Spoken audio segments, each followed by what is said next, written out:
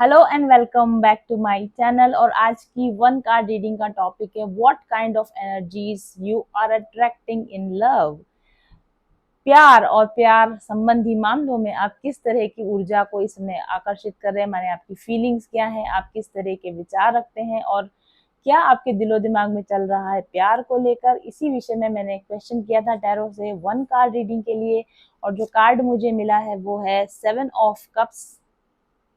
Seven of cups card है, single card reading है और इसको हम समझने की कोशिश करते हैं। इस कार्ड में दो लोग बने हुए हैं, एक टावर बिल्डअप है नीचे की तरफ, ये लाइट हाउस जैसा दिख रहा है, समुद्र में जैसा लाइट हाउस होता है ना वैसा दिख रहा है। ऊपर की तरफ एक स्क्रैप बना हुआ है और बारिश हो रही है, काफी तेज बारिश या तूफान हम इसको बोल सकते हैं, समुद्री तूफान की स्थिति है। और समुद्री तूफान की स्थिति में एक लाइट हाउस रास्ता दिखाने की कोशिश कर रहा है, इस तरह की ये कोई एनर्जी है। तो देखते हैं कि प्यार में किस तरह की ऊर्जाओं को आप आकर्षित कर रहे हैं। मुझे ऐसा लगता है कि प्यार संबंधी मामलों में आपकी ऊर्जा कुछ इस तरीके की है कि आप तूफानों के बीच में सही रास्ता तलाश करने की या अपने आप को भटकन से बाहर निकालने की, सही दिशा निर्देश स्वयं को देने की, और इस मामले में अब और ना भटकने की आप कोशिश कर रहे हैं, क्योंकि यहाँ पर समुद्री तूफान के बीच में लाइट हाउस है। अब इस समुद्री तूफान में केवल एक लाइट हाउस ही एक ऐसा जरिया है जो कि डायरेक्शन दिखा सकता है, जो कि आपको बाहर निकाल सकता है, जो आपके एकमात्र बचने की उम्मीद है। तो मुझे ऐसा लगता है कि आप इस समय में अपने वर्तमान जो आपके प्रेम संबंध रहे होंगे या हैं, उसमें अनरियलिस्टिक एक्सपेक्टेशंस, उसके इमोशनल टर्मोइल जिसकी वजह से आप काफ़ी परेशान रह चुके होंगे, उसमें से बाहर निकलने की कोशिश कर रहे होंगे, राइट। आप इस समय में जो ऊर्जा महसूस कर रहे हैं, मुझे ऐसा लगता है कि आप कल्पनाओं से बाहर निकलना चाहते हैं। आप ऐसी किसी भी चीज़ से बाहर निकलना चाहते हैं जो रियलिटी से मेल नहीं खाती।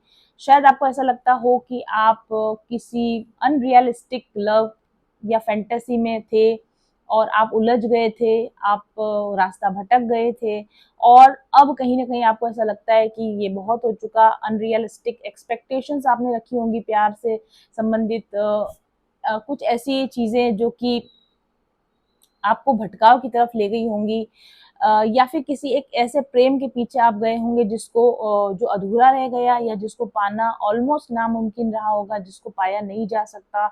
और ये एक ऐसा प्रेम है जिसने आपको दुख दिया होगा, आपको हार्ट ब्रेक किया होगा, बहुत सारे आंसू, बहुत सारा मेंटल ट्रॉमा इसमें आपको मिला होगा, और अंत में आपको ये समझ में आया होगा कि जो कुछ भी हुआ वो इसलिए हुआ क्योंकि शायद आप जिस चीज़ के पीछे जा रहे थे वो एक अनरियलिस्टिक एक्सपेक्टेशन थी। यही शब्द आ रहा है मेरे दिमाग में, अनरियलिस्टिक प्यार, अनरियलिस्टिक एक्सपेक्टेशंस थी। आपकी कल्पनाओं में कहीं आप जी रहे थे, आपने कुछ ऐसी कल्पनाएं कर ली थी जिनका सच्चा होना, जिनका साकार होना पॉसिबल नहीं था।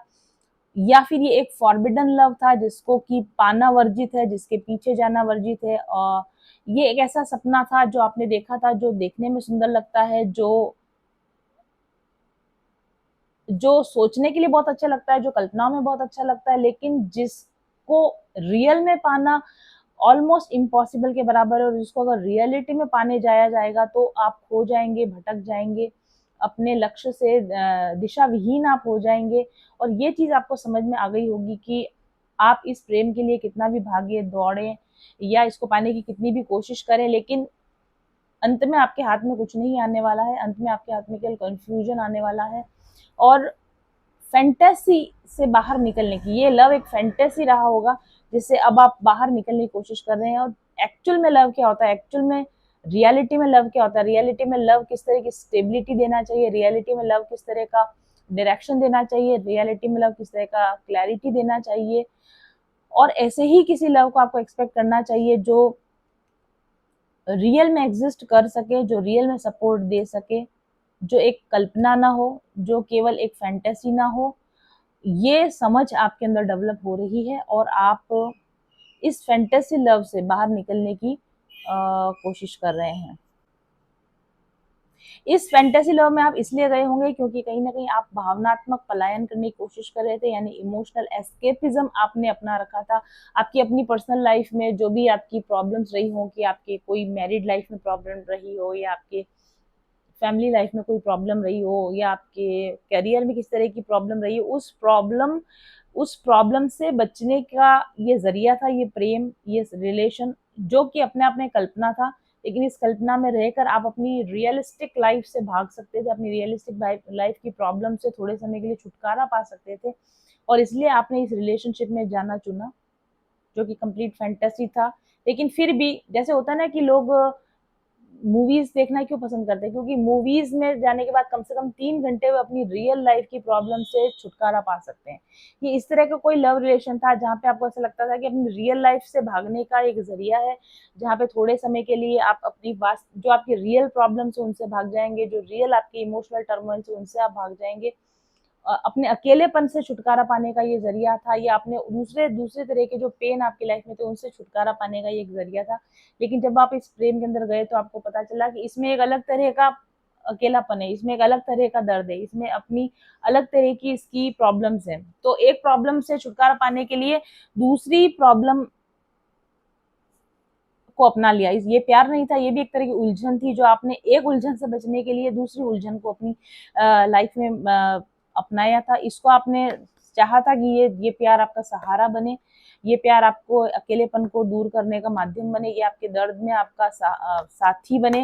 लेकिन ये सारी चीजें जो थी आपके लिए एक ड्रीम साबित हुई, एक सपना साबित हुई, और आपको ये पता चला कि इस तरह के प्रेम की कोई ज़मीनी हकीकत नहीं है। जैसे कि पानी पर खड़े नहीं रहा जा सकता, पानी पर पुल नहीं बनाया जा सकता, उसी तरह इस प्रेम के ऊपर कोई भी अपनी लाइफ बिल्डअप नहीं की जा सकती है। और ये बातें अब आपको समझ में आई हैं, इस इल्यूजन से, इस भ्रम से अब आप बाहर निकल रहे हैं, निकलने की कोशिश कर रहे हैं।